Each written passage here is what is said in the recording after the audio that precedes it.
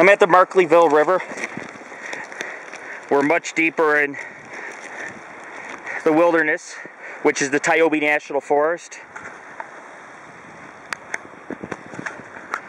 Almost fell on this ancient tree, which is dying and rotted out by termites. Pretty muddy. I forgot that Bigfoot investigations require you to get pretty muddy. We didn't find any tracks. I found one impression, and I found a dog print, but it, like I said, was kind of small, but it was deep. It was very deep, and you never know what's out here. Markleeville is known for its Bigfoot sightings. It's got a little historic town. The little historic town is up in the mountains, surrounded by this national forest, and I was told that some of the structures in Markleeville have ghosts, are haunted. So I went in, I took some EVPs, and then I went out to the woods behind the town, and we started hiking on this river. And as you can see,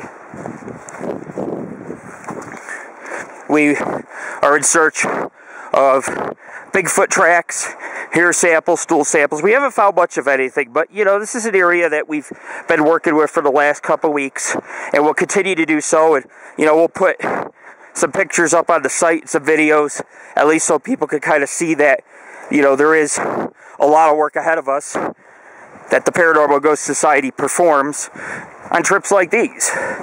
But I'm walking above the river. Great for fishing, great for scenic hiking.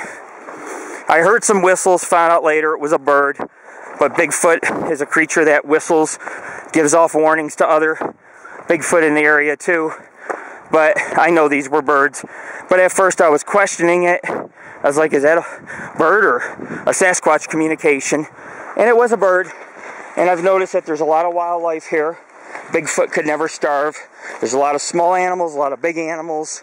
And as you can see, there's a mountain. There's snow up on that mountain, and we are literally in the mountains. This is the Sierra Nevadas, and you guys are getting a first peek.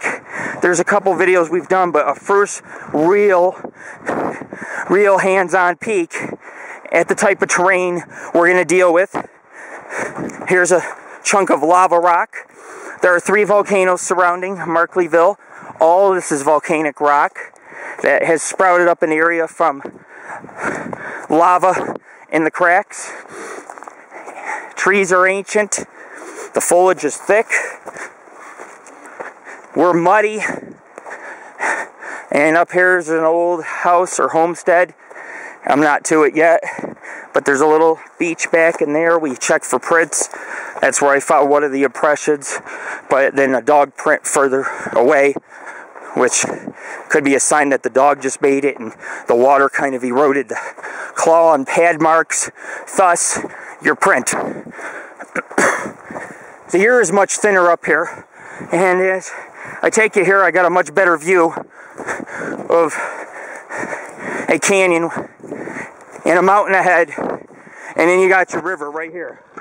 So I could just see Bigfoot walking down here, coming up to the bank, reaching in, grabbing a trout, maybe a small animal.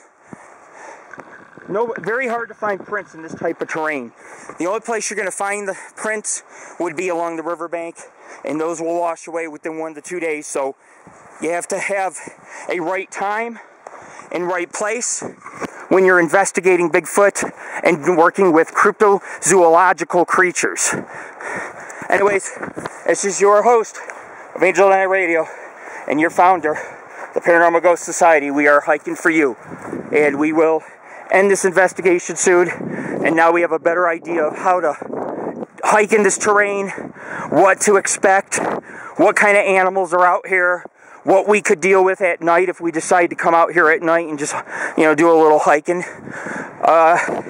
It's an intense place, and I don't care what anybody says.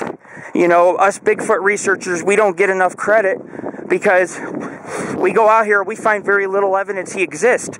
But some of us have had experiences, we know he's existed, and it can take 100 trips like these just to find one good set of tracks.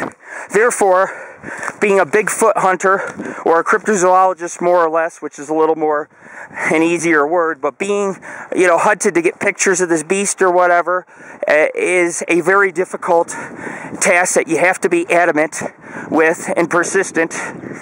And as you can see, this is a pretty vast area. And up here we have a homestead.